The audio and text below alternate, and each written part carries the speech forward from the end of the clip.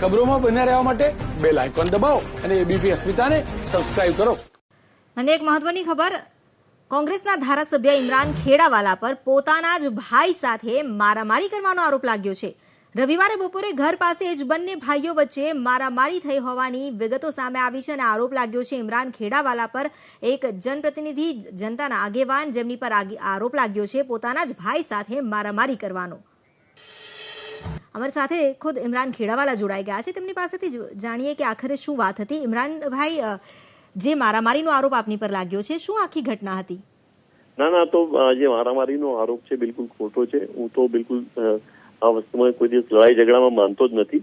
પરંતુ આ તો મારાથી મોટા ભાઈ છે, એનો છોકરો છે, યંગ છે, 18 વર્ષનો. એ કઈ મોબાઈલ કઈ લાવ્યો હતો તો એને કે કેમ લાવ્યો, એ બંને બાપ બેટા એના માટે ઝઘડતા હતા.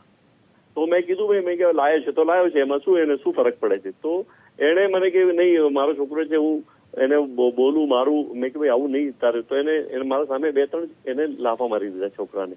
તો પછી મેં એને હાથ રોક્યો, મેં કે ના માર ભાઈ. તો એ પછી મારા સામે બી એને બોલવા લાગ્યો કે ભાઈ મારો છોકરો છે. મેં ના મારો છોકરો છે, લાવ્યો તો લાવ્યો, બાકી બીજો કોઈ પ્રોબ્લેમ નથી. તો સાથે જ રહે છે અને મારા સાથે જ મોટા ભાઈ છે મારા.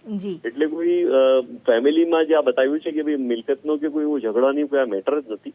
આ તો એક સામાન્ય જે ઘરમાં જે કોઈને ઝઘડો થાય એ પ્રમાણેનો ઝઘડો છે, બાકી કોઈ મિલકતનો કોઈ ઝઘડો જ નથી. જી ઇમરાનભાઈ, આભાર અમારી સાથે જોડાવા બદલ.